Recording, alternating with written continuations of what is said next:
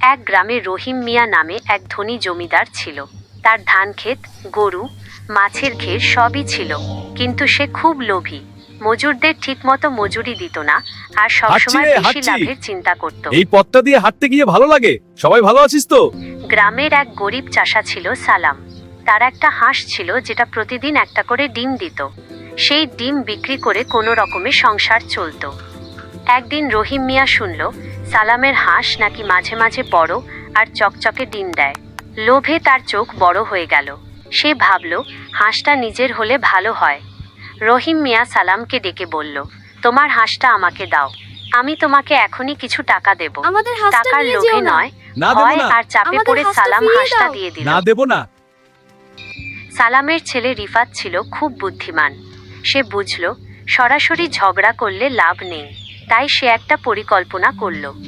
রিফাত জমিদারের বাড়িতে গিয়ে বলল, চাচা, শুনেছি আমাদের হাঁসটা নাকি সোনার ডিম দেয়, কিন্তু একটা শর্ত আছে।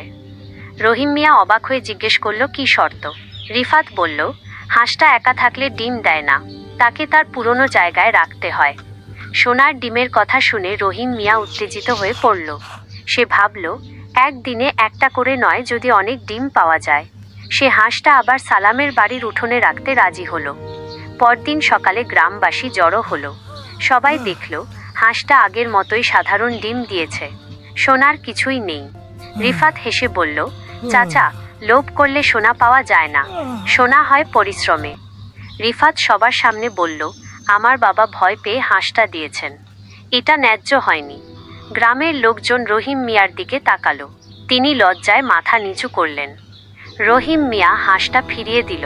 শুধু তাই নয়, সে সালামকে কিছু টাকা সাহায্যও করল। হাঁসটাকে অনেক আদর করবে। হ্যাঁ, খুব ভালো। তুই আমার সেরা বন্ধু। এরপর থেকে সে মজুরদের প্রাপ্য মজুরি দিতে শুরু করলো।